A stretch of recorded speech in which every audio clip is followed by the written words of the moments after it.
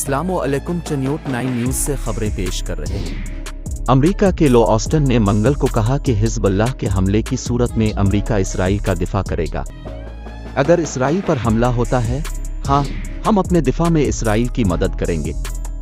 हम शुरू से ही इस बारे में वाज़े रहे हैं। अमेरिका ने कहा कि उसे इसराइल और लबनान के दरमियान तनाज़ा एक मुकम्मल जंग में बढ़ने के इम्कान पर तशवीश है। उनका ये तबसरा तहरीक हुर्रियत में हिज़्बुल्लाह की शूरा काउंसिल के हेड क्वार्टर के करीब इसराइली हमले के बाद सामने आया है। सरकारी खबर रसां एजेंसी ने बताया कि यह हमला इसराइली फ़िज़ाई हमले के ज़रिए किया गया, जिसने बैरूत के जुनूबी मुज़ाफ़ात में एक इमारत पर 3 मिसाइल दागे, जिससे 2 मंजिलें तबाह हो गईं। इसराइली फ़ौज ने इस हमले की तस्दीक करते हुए दावा किया कि इसने हिज़्बुल्लाह के कमांडर को निशाना बनाया, जो हफ्ते के रोज़ मिसाइल हमले का जिम्मेदार था, जिसमें इसराइल के ज़ेर कब्ज़ा गोलान की पहाड़ियों में मुजद्दल शम्स के दरविज़ कस्बे में 8 अफराद हलाक हुए थे, जहां इसराइल ने हफ्ते के रोज़ होने वाले हमले का इल्ज़ाम हिज़्बुल्लाह पर आयद किया।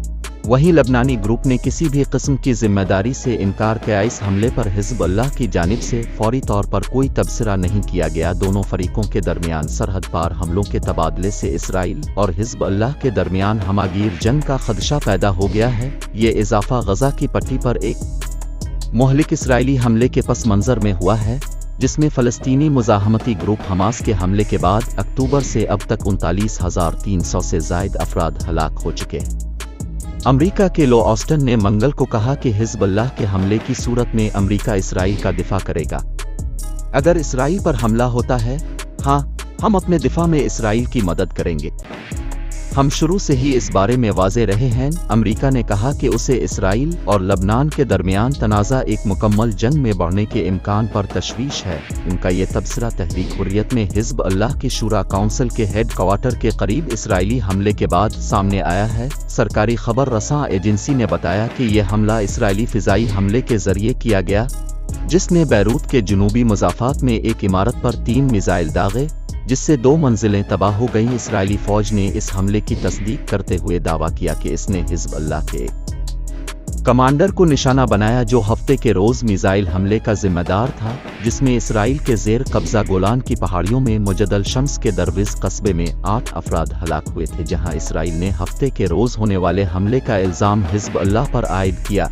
वहीं लबनानी ग्रुप ने किसी भी किस्म की जिम्मेदारी से इनकार किया। इस हमले पर हिज़्बुल्लाह की जानिब से फौरी तौर पर कोई तबसरा नहीं किया गया। दोनों फरीकों के दरमियान सरहद पार हमलों के तबादले से इसराइल और हिज़्बुल्लाह के दरमियान हमागीर जंग का खदशा पैदा हो गया है। ये इजाफा गजा की पट्टी पर एक मुहलिक इसराइली हमले के पस मंज़र में हुआ है, जिसमें फ़लस्तीनी मुज़ाहमती ग्रुप हमास के हमले के बाद अक्टूबर से अब तक 39,300 से ज़ायद अफराद हलाक हो चुके हैं।